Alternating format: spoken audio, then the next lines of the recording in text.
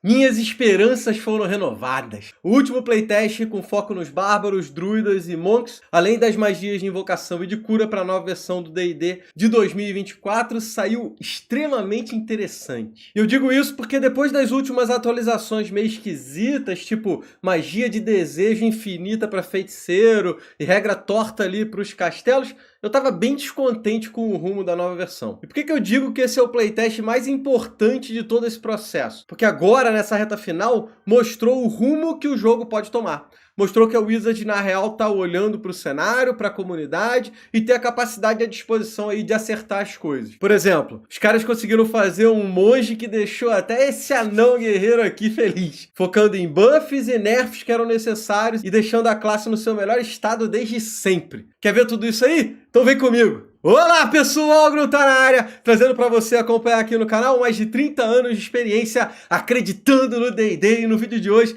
nós vamos falar sobre o último playtest com as novas regras para os livros de D&D de 2024, nosso famoso 5.5. E temos aí 5 grandes assuntos para poder resumir: bárbaros, druidas, monges, magias de invocação e de cura. Ah, magia de cura! Eu fiz um post lá no Twitter meio polêmico esses dias, eu vou contar aqui no vídeo o que aconteceu, porque que a gente está trocando essa ideia. Mas agora vamos direto ao ponto e vamos falar dos principais ajustes, primeiro dos bárbaros. Falar da fúria, que recebeu um buff para sua recuperação e duração. Agora, quando o bárbaro faz um descanso curto, ele recupera uma de suas fúrias. Ele também pode usar uma ação bônus para estender a duração da fúria por até 10 minutos. Então acabou aquela velha discussão de posso morder minha língua para poder manter a fúria ativa? A outra grande mudança é em relação ao crítico brutal, que agora se chama ataque brutal. O problema é que muita gente reclamava em relação à aleatoriedade da característica funcionar ou não, dependendo aí de um crítico. Eu jogando de bárbaro, por exemplo, pra mim nunca ia funcionar esse negócio. Quando é que crita? A habilidade foi completamente remodelada e ficou bem mais tática e confiável. Os dois efeitos possíveis são empurrar um alvo 4,5 metros para trás ou debilitar ele, tirando 4,5 metros do deslocamento. Então fica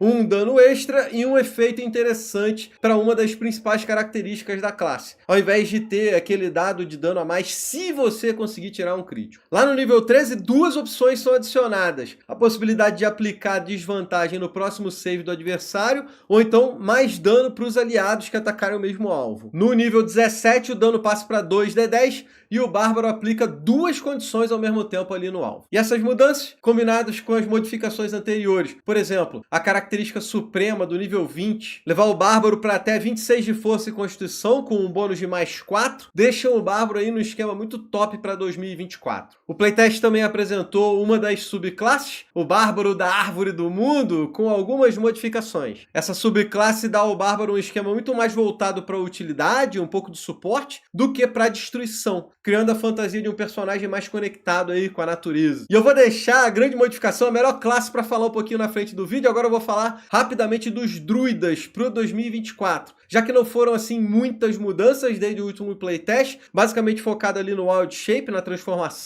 Eu não sei se você lembra, eles abandonaram a ideia de fazer os templates de animais e partiram para algo muito mais parecido com o que a gente tinha antes, relacionado à escolha de algumas feras que os druidas podiam escolher para poder se transformar, quase que como decorando uma magia, escolhendo ali feras para poder utilizar. Esse playtest adiciona novas formas para o repertório do druida e também alguns pontos de vida temporário ali toda vez que ele se transformar, não só somente para o Círculo da Lua. Funciona assim: você tem disponível um número de formas igual a 2 mais a metade do seu nível de druida, arredondando para cima. Então, 3 formas para o nível 1 e 2, 4 formas para o nível 3 e 4, 5 formas para o nível 5 e 6 e assim por diante. Com uma ação bônus, você pode se transformar e ganha um número de pontos de vida temporário igual ao seu nível de druida. Bem pouquinho aí, eu acho meio fraco, mas se você for Círculo da Lua, esse ganho de ponto de vida temporário passa para 3 vezes o seu nível de druida, que também não é aquele número absurdo. E aí, longe de ser muito forte como é atualmente na 5ª edição, mas pelo menos dá uma moral melhorzinha para o novo druida se transformar. Eu ainda não acho que é o ponto ideal para esse Wild Shape. Eu gostava muito dos templates, só que eles foram feitos de maneira muito ruim, sem ter graça nenhuma. Então para mim foi uma ótima ideia, mal executada. Eles acabaram perdendo essa situação e agora voltaram para esse esquema que talvez não deixe os druidas tão satisfeitos. E falando aí do Círculo da Lua, ele foi bastante modificado para que o tema e a fantasia da subclasse façam um pouco mais sentido. Além da transformação bufada, o Druida da Lua tem magias temáticas que podem ser utilizadas mesmo quando ele estiver transformado. É a Wizard tentando dar um pouquinho de moral e de identidade pro Druida da Lua, e eu particularmente curti essa vibe, esse lado, acho que faz bastante sentido e ajuda na fantasia da classe, eu não tenho certeza. Me diz aí, você que é druida, coloca aqui embaixo o que você tá achando. E agora o foco na noite. Pense em uma classe que sofre muito em relação a poder dentro da quinta edição. O monge precisava de um ajuste drástico para funcionar bem em 2024, e toda a comunidade pedia um carinho aí pela classe.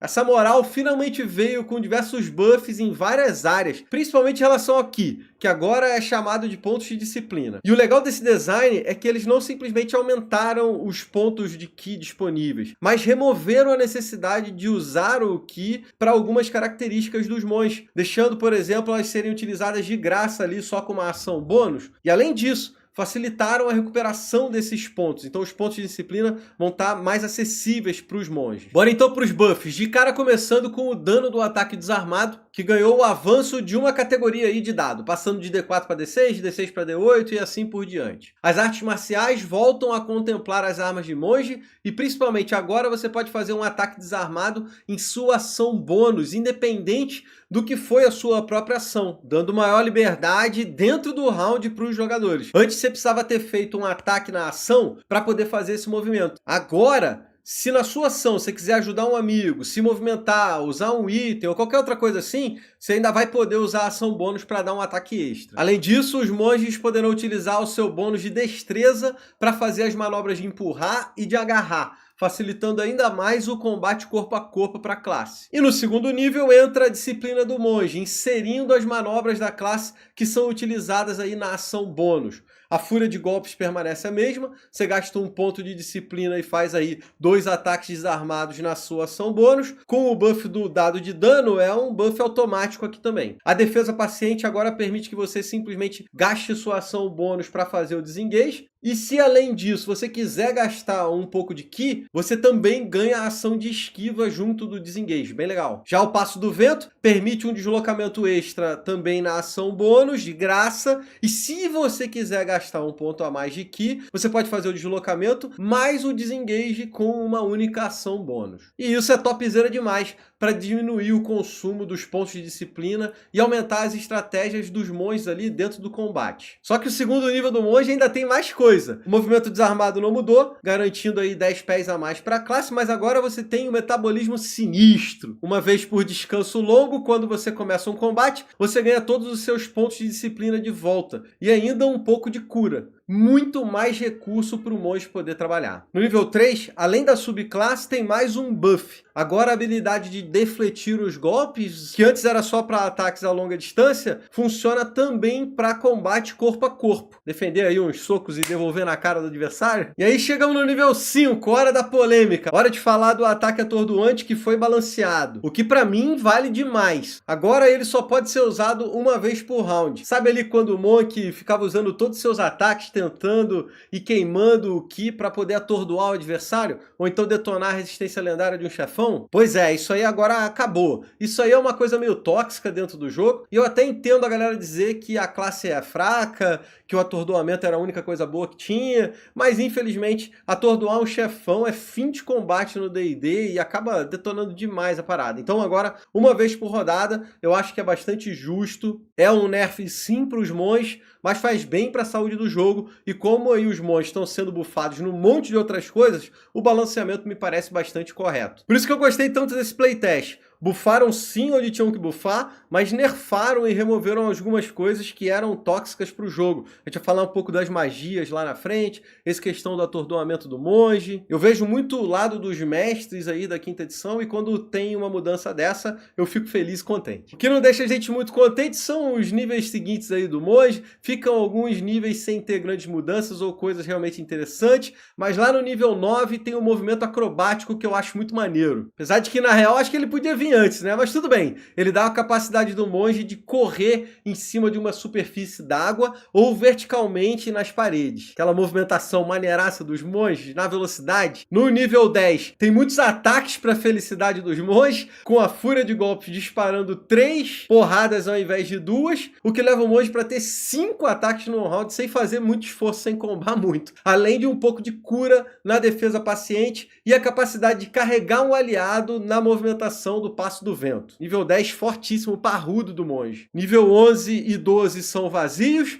O nível 13 aumenta a utilização do defletir golpes para todo tipo de dano. E lá no nível 14 tem o Disciplina de Survivor. Garante a proficiência em todas as salvaguardas e se você falhar numa delas, você pode usar o Ki para tentar de novo. No nível 18 tem o Superior Defense, você usa 3 pontos de disciplina para poder ganhar resistência para todo tipo de dano, menos contra o dano de força por 1 minuto. E a última habilidade leva a destreza e sabedoria para 26 no máximo ali, com bônus de mais 4. Coisa fina, show de bola, muito forte para a gente poder fechar o monge. E deixa eu falar rapidamente da única coisa que eu não curti muito. É na subclasse do Guerreiro da Mão. Antes era mão espalmada, agora é só mão mesmo. É porque a habilidade do nível 17, a palma vibrante, foi aí, de certa forma, nerfada. Era aquele famoso Skadush, sabe?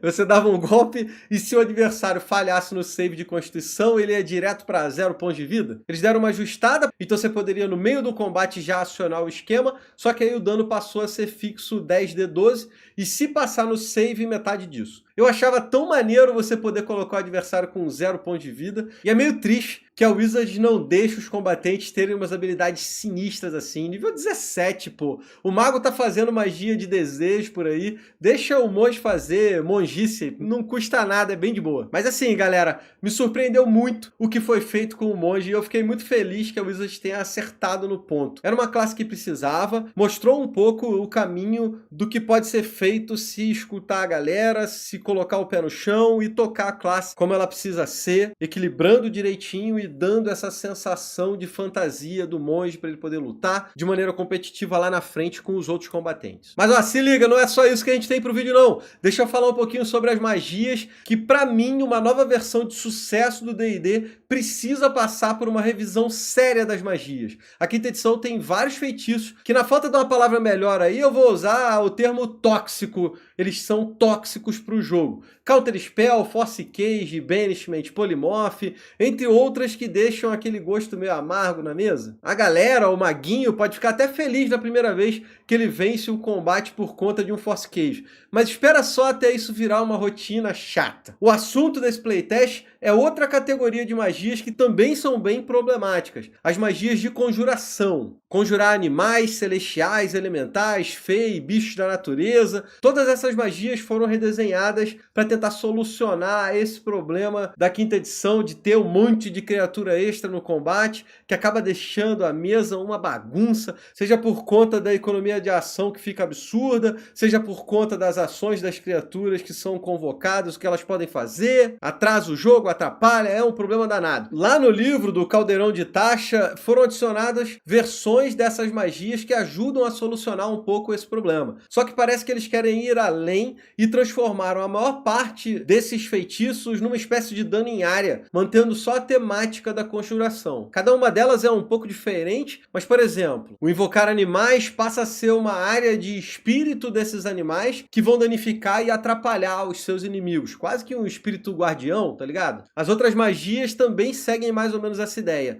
E eu confesso que eu fiquei com sentimentos conflitantes em relação a essa solução. Sem dúvida, esses feitiços precisam ser alterados. A versão de 2014 é problemática demais. Porém, o jeito que foi feito apesar de ser uma solução inteligente, aí, interessante, inovadora, acaba removendo demais a fantasia de ter um personagem que vai ser conjurador, que vai invocar ali as criaturas, os bichos. Já é uma fantasia meio fraca na quinta edição, então eu não sei direito. Eu deixo essa pergunta aí pra vocês que estão assistindo, o que vocês acham dessas magias? Vocês acham que elas são complicadas, que elas têm que ser movidas? Vocês gostaram dessa solução? Deixa aqui nos comentários pra gente poder trocar uma ideia. Porque agora eu quero falar de cura, e de cara eu digo pra vocês, as magias de cura foram bufadas basicamente dobrando o número de dados do efeito das magias. Então, um curar ferimentos passa de 1d8 para 2d8. A palavra curativa de 1d4 para 2d4 e assim por diante na maioria delas. E o mesmo vale para o escalonamento. Então, o curar ferimentos de nível 2 vai curar 4d8 ao invés de 2d8, que é o atual. E eu vi uma galera soltando fogos de artifício aí